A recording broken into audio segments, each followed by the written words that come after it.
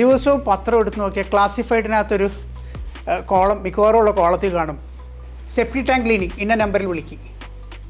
നമ്മൾ സാധാരണ നിറയുമ്പോൾ ചെയ്യുന്നതാണ്, ആ നമ്പറിൽ വിളിച്ചിട്ട് ഇത് അവർ വന്ന് എടുത്തുകൊണ്ട് പോകും. അതേ നമുക്ക് അറിയാവുള്ളൂ. പിന്നീട് എന്താ ചെയ്യുന്നതെന്നുള്ളത് പലപ്പോഴും വാർത്തകളിൽ നമ്മൾ കാണാറുണ്ട്. അതൊന്നെങ്കിൽ കാണൽ, അല്ലെങ്കിൽ റോഡിൻ്റെ സൈഡിൽ, അല്ലെങ്കിൽ കായലിൻ്റെ സൈഡിലൊക്കെ ഇത് ഒഴുക്കി വിടുന്നത് കാണാം. അത് ഒരു വലിയ സാമൂഹിക പ്രശ്നമാണ്. 6 മാസം 7 മാസത്തോളം മഴയുള്ള സംസ്ഥാനമാണ്. പക്ഷേ നമ്മുടെ ഗ്രൗണ്ട് വാട്ടറിൻ്റെ ക്വാളിറ്റി അങ്ങേയറ്റം മോശമാണ്. എല്ലാ വീടുകളിലും നമ്മൾ സെപ്റ്റിക് ടാങ്ക് വയ്ക്കുന്നുണ്ട്. അതിനകത്ത് എന്താ പ്രോസസ്സ് നടക്കുന്നത്? കുറച്ച് പ്രോസസ്സ് നടക്കും. ബാക്കി കോളിഫോം ബാക്ടീരിയയോട് കൂടി തന്നെ വെള്ളത്തിലോട്ട്, നമ്മുടെ കുടിവെള്ള സ്രോതസ്സിലോട്ടാണ് ഈ ഇത് മുഴുവൻ പോകുന്നത്. ഈ കുടിവെള്ള സ്രോതസ്സിൽ ഇത് ചെന്ന് കഴിഞ്ഞാൽ എന്താ പറ്റുക? അത് അടുത്ത പമ്പ് വെച്ചിട്ട് നമ്മൾ പമ്പ് ചെയ്ത് നമ്മുടെ ഓവർഹെഡ് ടാങ്കിലാക്കിയിട്ട് ആ വെള്ളമാണ് നമ്മൾ പിന്നീട് ഗാർഹിക ആവശ്യങ്ങൾക്കും കുളിക്കാനും അങ്ങനെയുള്ളതിനൊക്കെ നമ്മൾ ഉപയോഗിക്കുന്നത്. അപ്പോൾ ഒരു 50 വർഷങ്ങൾക്ക് മുമ്പ് നമ്മൾ എടുക്കുകയാണെങ്കിൽ വലിയൊരു കോമ്പൗണ്ടിനകത്ത് കുറച്ച് ആൾക്കാർ താമസിക്കുന്നു.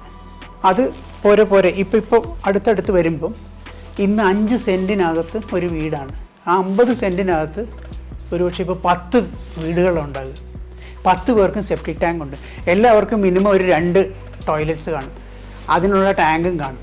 അപ്പോൾ ഈ 5 സെൻറ്റിനകത്തുനിന്ന് ഞാൻ ഒരു ദിവസം ഒരു വ്യക്തി ഒരു 4 പ്രാവശ്യം അല്ലെങ്കിൽ 5 പ്രാവശ്യം ഫ്ലഷ് ചെയ്ത് വരുന്ന വെള്ളം, അങ്ങനെ 5 പേരുണ്ടെങ്കിൽ ഒരു 200 ലിറ്ററോളം വെള്ളം എൻ്റെ ഗ്രൗണ്ട് വാട്ടറിലോട്ട് ഞാൻ വിടുകയാണ്. എൻ്റെ കോളിഫോം ബാക്ടീരിയ. അതൊരു സീരിയസ് ആയിട്ടുള്ള ഒരു ത്രെറ്റാണ്. കേരളം പോലുള്ള ഇത്രയും ചെറിയൊരു സംസ്ഥാനത്ത് ഇത്രയധികം ജനസാന്ദ്രതയുള്ള നമ്മുടെ കമ്മ്യൂണിറ്റിക്ക് നമ്മുടെ ഹെൽത്ത് റിലേറ്റഡ് ഇഷ്യൂസ് ഭയങ്കരമായിട്ട് ഉണ്ടാകുന്ന ഒരു വലിയ ഭവിഷ്യത്താണ് നമ്മൾ അതിൻ്റെ മുകളിലായിരിക്കുന്നത്.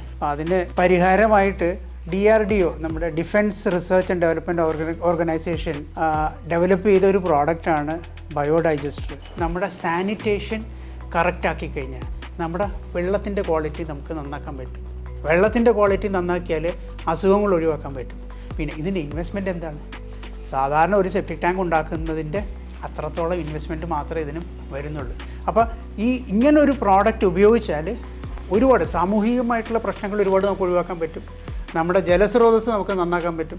നമ്മുടെ ആരോഗ്യത്തിന് മെച്ചപ്പെടുത്താൻ പറ്റും.